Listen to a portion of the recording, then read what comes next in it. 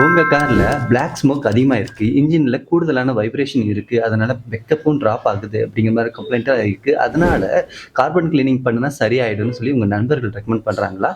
இந்த வீடியோவ முழுசா பாருங்க. அதுக்கு முன்னாடி நம்ம பேச்ச ஃபாலோ பண்ணிடுங்க. பெட்ரோல் இன்ஜின் விட டீசல் இன்ஜின்ல இந்த ப்ராப்ளம் அதிகமா இருக்கும். டீசலோட சேர்ந்து ஆயில் பர்ஸ்ட் ஆகுறதுனால இன்ஜின்ல கார்பன் அதிகமா டெபாசிட் ஆகும். அதுதான் எக்ஸாஸ்ட் வழியா நீங்க அதிகமான கரும்புகையை பார்க்கறதுக்கான காரணம். இப்படி கார்பன் அதிகமா டெபாசிட் ஆகுறதுனால இன்ஜினோட பெர்ஃபார்மன்ஸ், அந்த பிஸ்டனோட பெர்ஃபார்மன்ஸ் ரொம்பவுமே கம்மியாயிடும். அதனால வைப்ரேஷன் கூடுதலா இருக்கும். இத சரி பண்றதுக்கு 2 வகையில கார்பன் கிளீனிங் பண்ணலாம். ஒண்ணு மிஷின்ல ஒரு ஹைட்ரஜன் வாயுவ இன்டேக் வழியா உள்ள செலுத்துறதுனால இன்ஜின் பிஸ்டன்ல இருக்கக்கூடிய எல்லா ஏரியாவையுமே அந்த ஹைட்ரஜன் வாயு அந்த பர்ஸ்ட் ஆகுறதுனால பெட்ரோலோட சேர்ந்து பர்ஸ்ட் ஆகுறதுனால டோட்டலா கிளீன் பண்ணி கொடுத்துரும். அதை வந்து மறுபடியும் வந்து ஃபிளஷிங் பண்ணி டோட்டலா 90% இன்ஜினோட சிலிண்டர்ல இருக்கக்கூடிய அந்த பிஸ்டன்ல எல்லா விதமான கார்பனையும் கிளீன் பண்ணிடுவாங்க.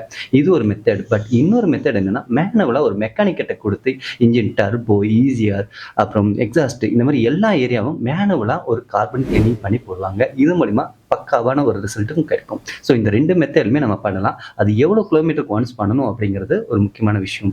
அடிக்கடி கார்பன் கிளீன் பண்றது சரியா இருக்காது. உங்களுக்கு இது கட்டாயம் அப்படிங்கிற சமயத்துல மட்டுமே கார்பன் கிளீன் பண்ணுங்க. ஒன் டைம் நம்ம கார்பன் கிளீன் பண்றதுக்கு 30 to 40 மினிட்ஸ் மிஷின்ல பண்றவங்க எடுத்துக்குவாங்க. மேனுவல் பண்றவங்க 1 நாள் அல்லது 2 நாள் கூட எடுத்துக்குவாங்க அவங்களோட பிஸியை